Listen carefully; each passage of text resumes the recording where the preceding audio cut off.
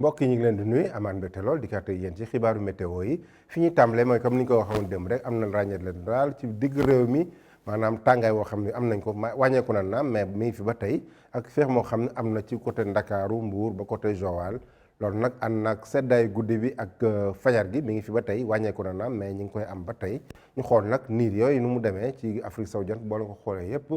te Sénégal daanaka niir yi bëriwul fi ñu am niir rek mooy côté golfe de Guinée bi côté Mauritanie ay niir yu xaw a yem mais côté Sénégal leeraay la ñuy gën a am mais nag tàngaay bi nga xam day upp jógee ci Sahara bi mi ngi fi ba tey mën a laal tuuti ci digg réew mi ak penku réew mi tey ji ci guddi yi jëm ci ëllëg ñu xool seddaay guddi gi nu muy demee wala nga xoolee seddaay guddi gi bët gànnaar bi la jël ak penku réew mi ay température yoo xam ne na dem ci fukki degré juróom-ñaar fële ci Louga ak Ndar dem ba ci fukki degré juróom-ñett fële ca Ndakaaru fukki degré juróom-ñett ñu am ko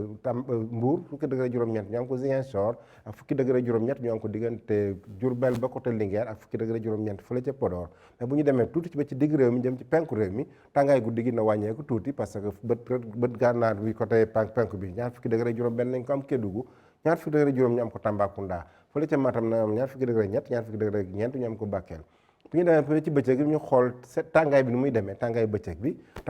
daanaka Ndakaaru lay tane parce que Ndakaaru ñaar fukki degré ñeent rek lay am fanweeri degré ñu am ko fële ca Thiès ñaar fukki degré juróom benn ñu am ko Saint-Louis tamit du tàng bu baax ñaar fukki degré juróom ñeent ñu am ko Mbour fanweeri degré ñeent ñu am ko Ziguinchor fanweeri degré juróom ñu am ko Sédhiou tàngaay bi nañ ko am tuuti diggante Kaffrine ak Tambacounda parce que Kaffrine na am fanweeri degré juróom-ñeent Tambacounda du tàng noonu na am fanweeri degré juróom-benn ñeent fukki degré ñu am ko Kédougou naka noonu Bakel foofu na xaw a tàng tuuti Matam na am ñeent fukki degré ak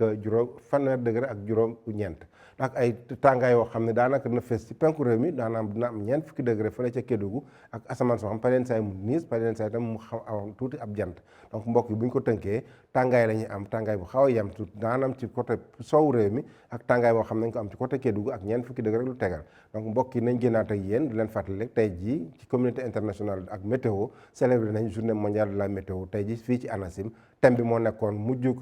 jaww ji ak climat bi ci askan wi ak ci wàllu ndox ci